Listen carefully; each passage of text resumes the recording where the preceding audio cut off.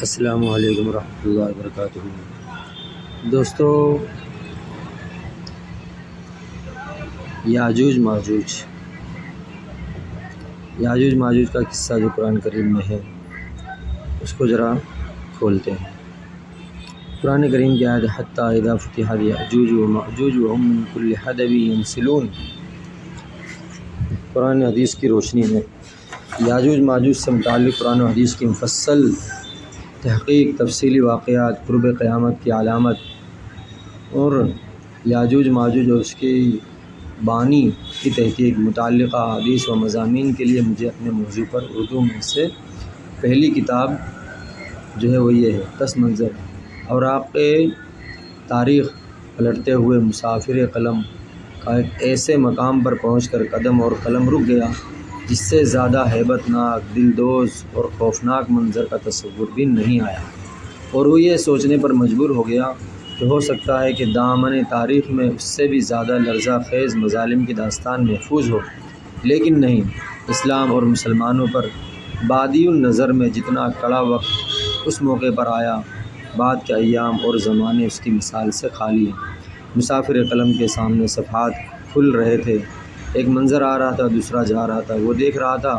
کہ ایک وحشی قوم ہے جو نہ بوڑھوں کو بزرگی سے متاثر ہوتی ہے، بوڑھوں کی بزرگی سے متاثر ہوتی ہے، اور نہ ہی بچوں کی معصومیت انہیں ترس کھانے پر مجبور کرتی ہے۔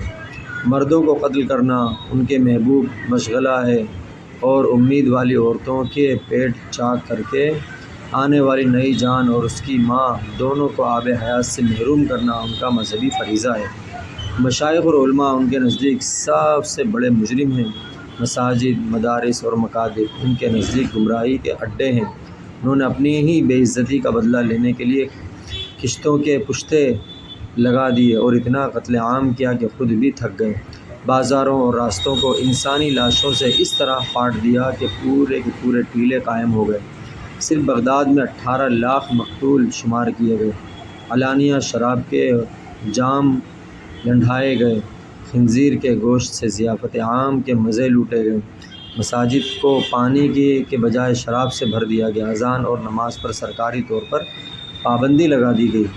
تاریخ کے بے رحم قلم اسے فتنہ تاتار کے نام سے موسوم کرتا ہے، لیکن مصنف اسے صرف فتنہ تاتار کا نام دینے پر شاید راضی نہ ہو سکے، اور اس بات پر اصرار کر کے کہ اسے فتنہ کفار قرار دیا جائے کہ اس وقت 7ویں صدی ہجری میں پورا کفر ان حملہ آوروں کا پشت پناہ اور حوصلہ بڑھا رہا تھا، اور اعداء اسلام کا یہ گروہ جو بعد میں پاسبان حرم بن گیا، کعبے کو صنم خانے کا مصداق بنا، اسلام کا نام و نشان تک صفحہ ہستی سے مٹانے پر تلا ہوا تھا، اور اس کے آگے بند باندھنے والا کوئی نہ تھا۔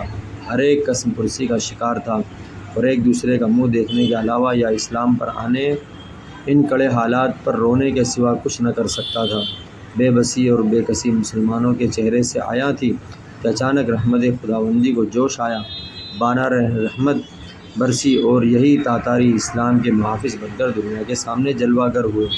تاتاری حملے کے اسباب و وجوہات پر گفتگو کرتے ہوئے مفکر اسلام حضرت مولانا سید ابو الحسن علی ندوی رحمۃ اللہ علیہ تحریر فرماتے ہیں، عالم اسلام میں اس کا قریبی محرک یہ واقعہ ہوا کہ چنگیز خان نے خوارزم شاہ کو پیام بھیجا کہ میں بھی ایک وسیع سلطنت کا فرما روا ہوں، اور آپ بھی ایک وسیع سلطنت کے تاجدار ہیں۔ بہتر ہے کہ ہم دونوں تجارتی تعلقات قائم کریں۔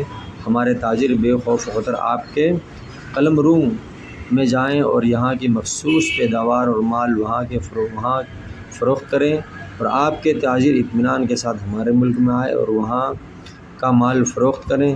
خوارزم شاہ نے اس کو منظور کر لیا اور تجارتی تعلقات قائم ہو گئے۔ تجارتی قافلے بے تکلف دونوں ملکوں میں آنے جانے لگے۔ اس کے بعد کیا پیش آیا جس سے عالم اسلام اچانک خون کے سمندر میں ڈوب گیا، اس کی تفصیل مغربی مورخ کے زبان سے سنیے، جس کی اسلامی مورخین کے بیان سے حرف بحرف تصدیق ہوتی ہے۔